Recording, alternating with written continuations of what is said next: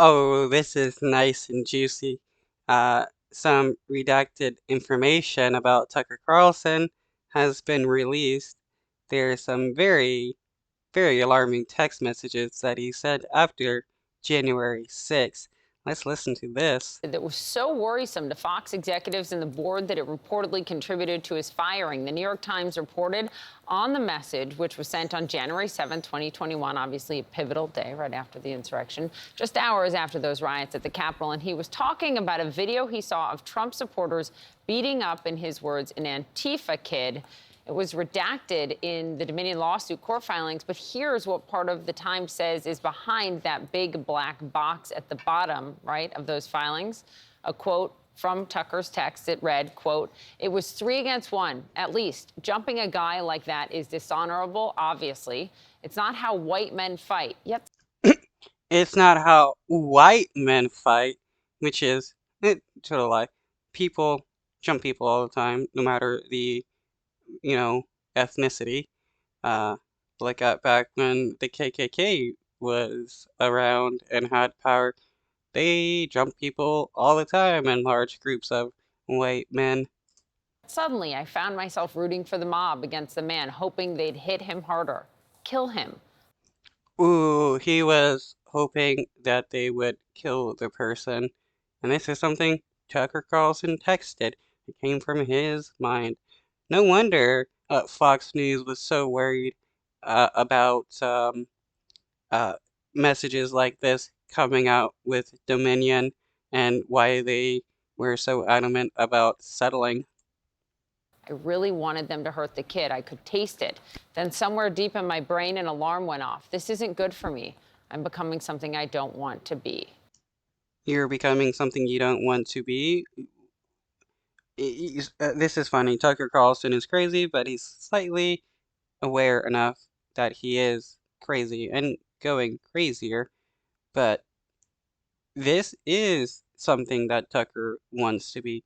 This is why he constantly went on Fox News and talked about his various BS theories that he did. He wants to see people die. Close quote. The Times was only able to unveil the contents of that text through interviews with people who spoke on the condition of anonymity. CNN reached out for comment. Fox declined. Carlson did not immediately respond. Back with us now, writer at large for the New York Times, Jen Rittenberg, who helped break this story. We were talking about, you can't just say, yes, this is ultimately what led to it, but it's also the way that this came out and how executives found out about this. And we're seeing this message right before they were set to go to trial. What is the impact that had of when they learned about this? Well, as we understand it, the board the trial was supposed to start on a Monday. Going into that weekend, the board had asked to see some of the redacted messages. There are negotiations about a potential settlement. The jury is coming together. So the board starts going through the messages, finds this one message that they find very troubling. Some senior executives were told hadn't been focused on this message. And it's not what you want to see when you're going into trial. A jury's being impaneled, and you're negotiating what's going to be a potentially very high number to get out of this, so you don't have to put something like this in front of a jury.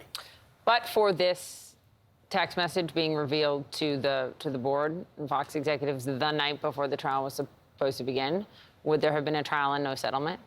They were definitely working toward a settlement. And we were told that over the weekend, Lachlan Murdoch, one of the leaders of the company, had told his lawyers, let's start moving up on the number to get out of this anyway. I mean, that trial was going to be potentially disastrous on so many levels.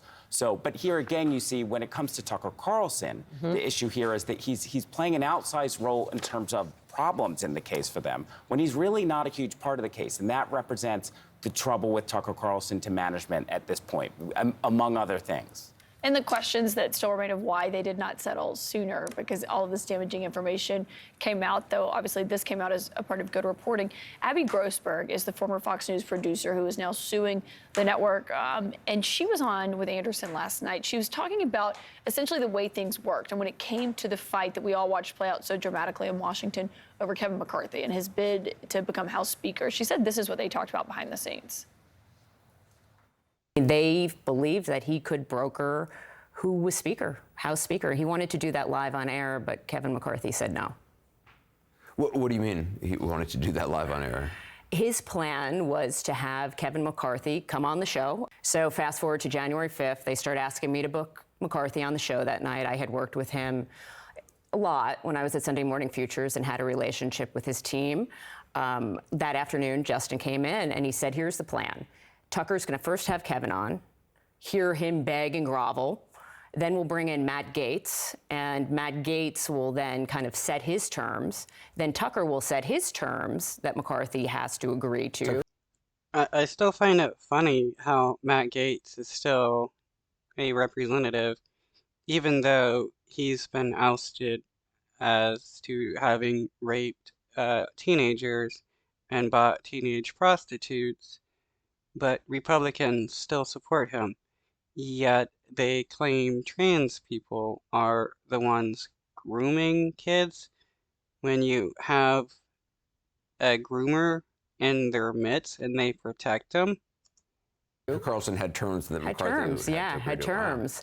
And we're going to make this whole thing happen on air and save the Republican Party. Now, fortunately, for McCarthy's sake, he said no.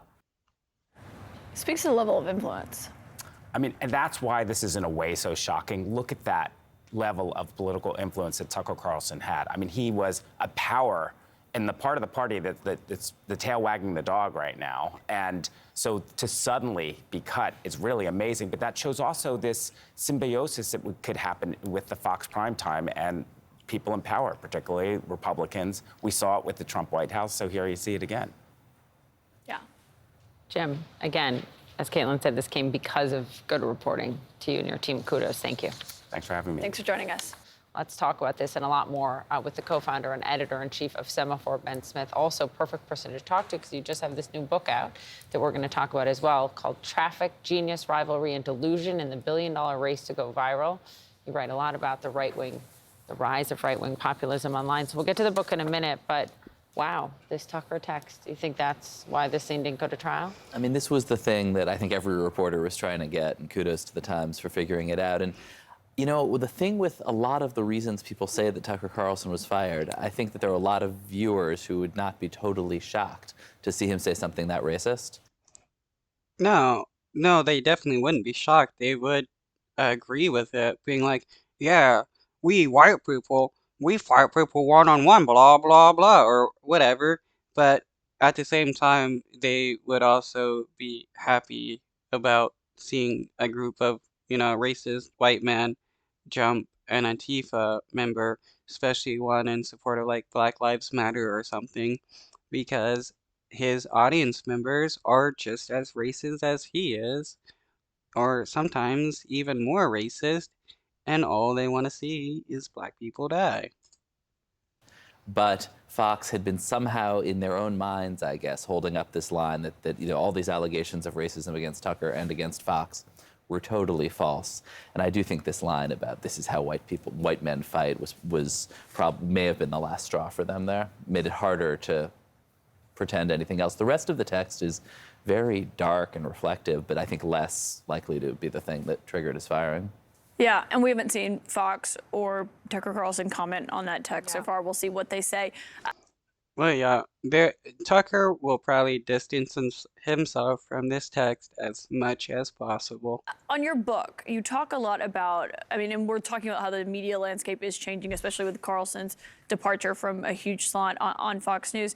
You talk about, in this book, BuzzFeed, which of course you were editor-in-chief of BuzzFeed News, and all of these sites that depended on traffic to go viral, and also how they built so many of their company models based off of Facebook. But then once that stopped being a venue for them to use, they shrunk essentially.